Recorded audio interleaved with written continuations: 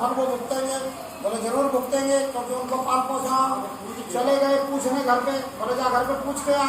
तो घर पे जब बोला नारद जी ने कि घर पे पूछ के आ, तो बोले तुम बहुत चालाक है। जैसे ये बोल रहे ना मेरे को कि कहाँ भटक रहे हो बाबा, तुम बहुत चालाक हो, वैसे ही नारद जी को बोला वाल्मीकि ने, बोला तुम बहुत चालाक हो, तुम मुझे घर भेज करके और खुद यहाँ से रफू चक्कर हो जाओगे।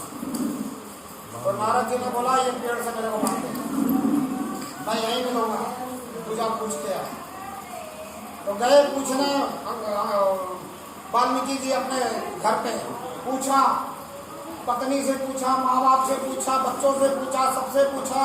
बोला मेरे कर्मों का फल तुम भुगतोगे क्या? तो बोले तुम्हारे कर्मों का फल हम क्यों भुगतेंगे भाई, तुम्हारे कर्म के फल तुम भुगतोगे, और हम अपने किस्मत का खा रहे हैं, तुम्हारी नहीं खा रहे। सब अपनी अपनी किस्मत की खाते, कोई किसी का नहीं खाता है। कभी भी ये मत सोचना कि भैया जी आप पे कृपा कर रहे हैं और खिला रहे हैं, और भैया जी से भी प्रार्थना है कि ये ना समझे कि हमारी कृपा से सब कुछ हो रहा है। सबको अपनी अपनी किस्मत का मिल रहा है। आपकी अपनी किस्मत है, भैया जी तो निमित्त मात्र है, परमात्मा ने इनको निमित्त बना करके आपके किस्मत के अनुसार आप तक बातें पहुंचीके व्यवस्थाएं पहुंचा रहा है। ये आपके कर्मों का फल है, और जो व्यवस्थाएं पहुंचा रहा है इनको निमित्त बना करके, नियम भी इनके द्वारा लगवा रहा है, तो उस नियम को भी मानना पड़ेगा। हाँ, ऐसे उल्लू मत बनना कि व्यवस्थाएं तो इनके द्वारा पहुंचा रहा है और नियम नहीं मानूंगा। जब व्यवस्थाएं इनके द्वारा पहुंचा रहा है, निमित्त इनको बनाना व्यवस्थाओं के लिए, तो नियम भी इनके द्वारा आपको समझाए जाएंगे, और नियम भी इनके द्वारा परमात्मा पहुंचा रहा है, उन नियमों को भी मानना पड़ेगा।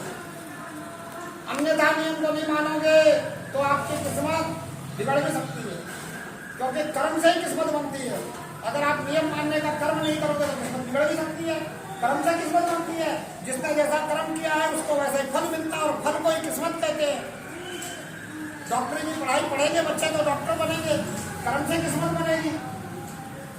अगर वो पढ़ लिख करके मेहनत करेंगे तो आईएएस अफसर भी बनेंगे, और नहीं पढ़ेंगे लिखेंगे, नहीं कर्म करेंगे तो फिर जैसा कर्म करेंगे वैसी किस्मत बनेगी।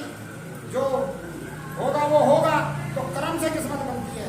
इसलिए समझने की बात है कि मैं कहने क्या आया हूँ आपके, क्यों मुझे भेजा परमात्मा ने। मैं भी निमित्त मात्र हूँ, मुझे भेजा है परमात्मा ने आपके पास। क्यों भेजा है? मुझे समझाने के लिए। ये जीवन की एक संध्या हो चुकी है, सुबह का खेल गया, दोपहर का सब कुछ गया, संध्या हो गई, अब रात होने वाली है।